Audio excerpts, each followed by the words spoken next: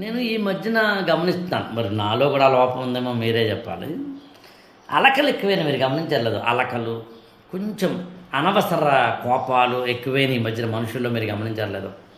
ఒక ఆయన ఫోన్ చేస్తారు, మనం లిఫ్ట్ చేయం అనుకుందాం వెంటనే. యాక్చువల్గా మీరేంటండి ఫోన్ చేస్తే లిఫ్ట్ చేయలేదు, మీరు ఫోన్ చేస్తే లిఫ్ట్ చేయకపోతే ఎట్లాగా, మీరు అంత బిజీయా? కొంతమంది మెసేజ్ నా మెసేజ్ మీరు ఎవరు రిప్లై ఇవ్వట్లేదండి, వాళ్ళ మెసేజ్ రిప్లై ఇవ్వకపోతే ఎట్లాగా?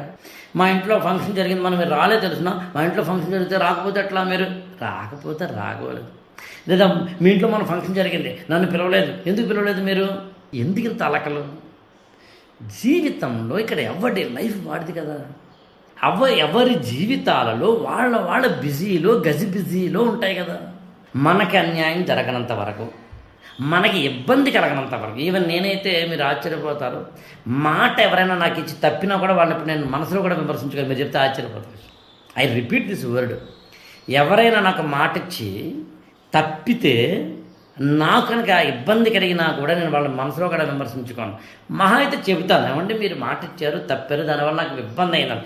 ఇబ్బంది కలగకపోతే అది కూడా చెప్పను నేను. ఎందుకంటే మాట ఇవ్వడం తప్పడం అది వాళ్ళ ఇష్టం కదా. ఇతరుల జీవితాలు ఎలా ఉండాలో మనం చెప్పడం ఏంటి అది అర్థం కాని విషయాలు. నువ్వెలా ఉండాలో అంటే నువ్వెలా చీర కట్టుకోవాలో, నువ్వెలా డ్రెస్ చేసుకోవాలో, నువ్వెలా ఉండాలో, నువ్వెలా ఇల్లు కట్టుకోవాలో, నువ్వెలా ఫోన్ మాట్లాడాలో, నువ్వెప్పుడు ఫోన్ లిఫ్ట్ చేయాలో, నువ్వెప్పుడు మెసేజ్ పెట్టాలో అసలు ఏమిటి అర్థం కాదు.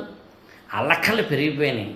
పగా ప్రతీకాలు కాదు యాక్చువల్గా. విద్వేషం కూడా కాదు, కోపం కూడా కాదు, ఆగ్రహం కూడా కాదు, అలక. మీరండి మొన్నండి యాక్చువల్గా నేను మీకు ఫోన్ చేశాను, లిఫ్ట్ చేయలేదు. మీరు అస్సలు మీరు ఎప్పుడు లిఫ్ట్ చేయరు, చేయరు. ఏం చేస్తారు? మనుషుల్ని అర్థం చేసుకోవడం మొదలు పెడదాం. మనమే గొప్పవాళ్ళం అనుకున్నప్పుడు, మనల్ని మించిన వాడు లేరు అని అనుకున్నప్పుడు, కంప్లైంట్ బాక్స్ లాగా మనం తయారైనప్పుడు ఇవన్నీ గొడవలు వస్తాయి. అంత సీన్ ఏం లేదు.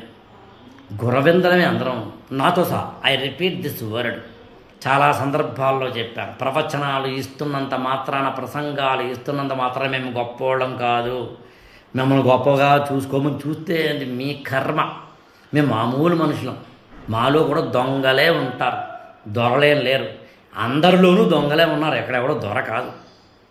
దొరని పైకి చూపించి దొంగని లోపల పెట్టడం కాదు, లోపల ఉన్న దొంగని తగ్గించుకుంటూ వెళ్ళి లోపల కూడా దొర చేసుకోవడం అసలైన జీవన వికాసం, అసలైన మెచ్యూరిటీ. అలకలొద్దు. మన ఛానల్ని లైక్ చేయండి, షేర్ చేయండి, సబ్స్క్రైబ్ చేయండి.